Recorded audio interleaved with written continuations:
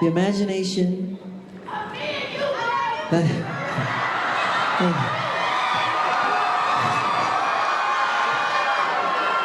Michael Jackson wasn't just famous. He was so famous that people completely forgot how to act around him. Whether it was a legendary comedian or even a boxing icon, every encounter somehow turned into an unforgettable story. Michael's a good friend of mine. Michael called me on the phone. He said, "Is this Chris Tucker?" I said, "Yeah, who it is?" So this is Michael Jackson. He said, "I just want to call you and tell you, I seen your movie Rush Hour 2, and you're kicking with the wrong leg."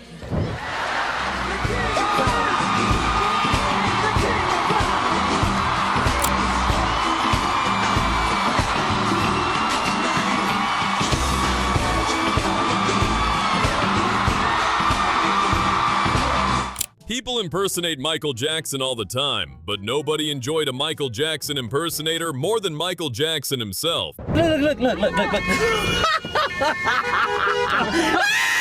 The police pulled him out. What was he doing? He was doing a Jackson dance. He was doing every time he starts, the police pull him out. Every time. He could never get on a roll.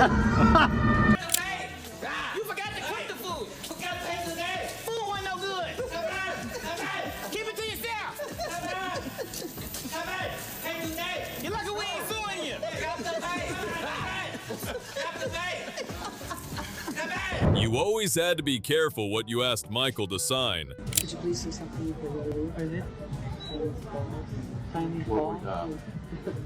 Oh, that's Karen. I'm sorry.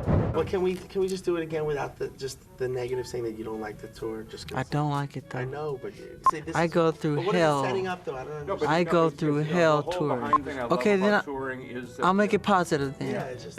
And action, Michael. I love to tour. You guys must. You can literally watch him realize that every move he makes is met with another wave of camera flashes. 人格的にも素晴らしい、しかもタレントに満ちた、才能に満ちた著名な建築家。本日ここに参っております。 Michael kept his second marriage mostly out of the spotlight, but with Lisa Marie Presley, he occasionally opened up and even did interviews together. Are you going to sing together? No. I would love to sing with you. Would you like to sing with me? You don't sing? I don't sing. I did sing, but that's not why I married Michael. I don't need that. That's ridiculous. If I wanted it, I mean, I'm not going to marry someone for a recording career, just to clear that up as well. What? If Michael was in the room, nobody was leaving without getting a well-deserved round of applause. And economic development.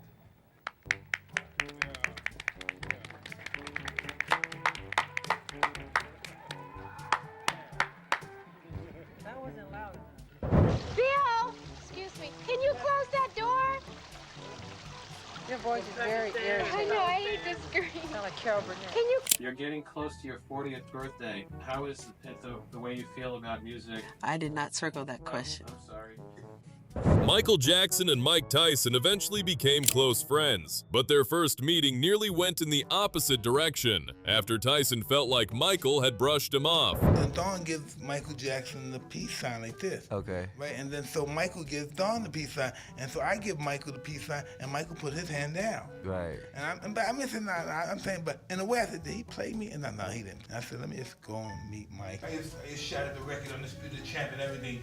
A month ago, right? Yeah. Everybody's all over me in the dressing room, right? And he just went by the door and he goes, where I know you from? I know you from somewhere, don't I?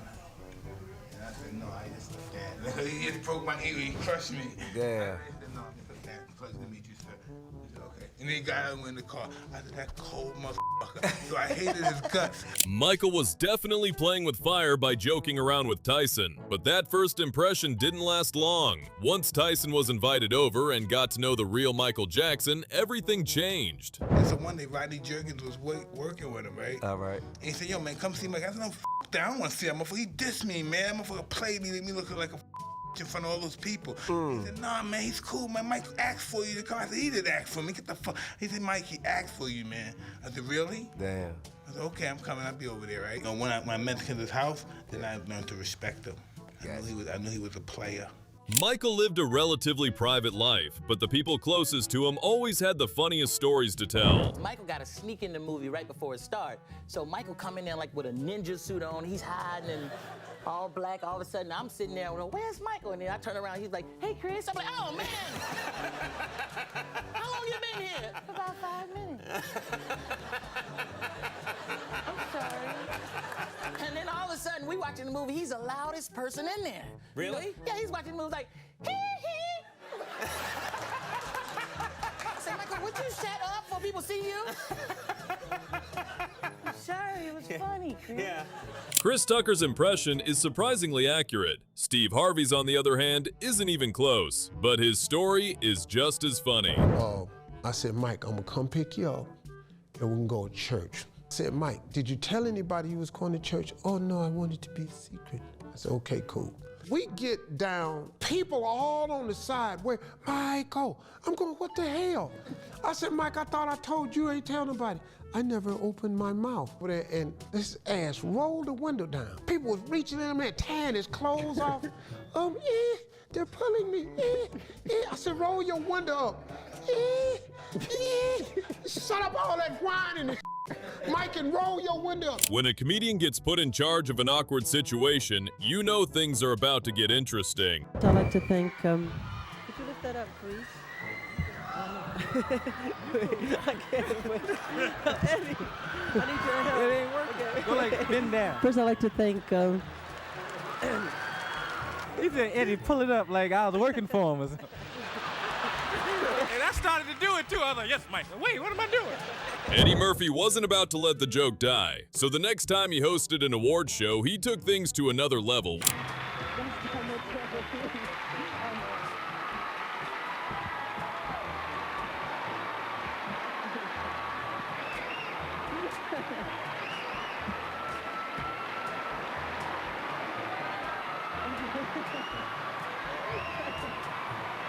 For all his fame, Michael is just like everyone else when it came to a good piece of gossip. I see you later. Good to see you. I'm State Senator. Hi, Michael. How are you? Nice to see you. Meet you. Nice to meet you I know too. your Uncle Lawrence. Yes, of course. We dated in high school. I gotta get my cousin to hear that. Where's your cousin? Okay. That's their grandfather, my uncle. Oh, really? Oh, okay. Michael had a very direct way of letting directors know what he wanted. I don't like that angle. I like this one.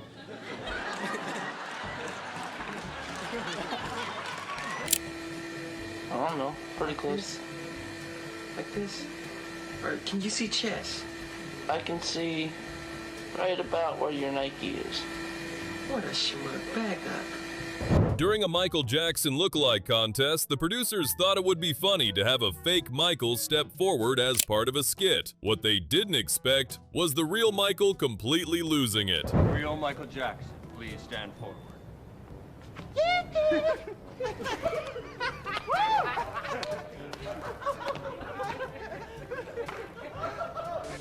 My name is Michael Jackson. Michael was so famous that fans and paparazzi would show up within minutes wherever he went. Since he'd been in the spotlight from such a young age, he never got to enjoy many of life's simple experiences. One thing he'd always wanted to do was go grocery shopping. So his friends arranged a private supermarket filled with actors and friends, letting him experience a normal shopping trip for the first time. Now people know who you are when you put the glove on.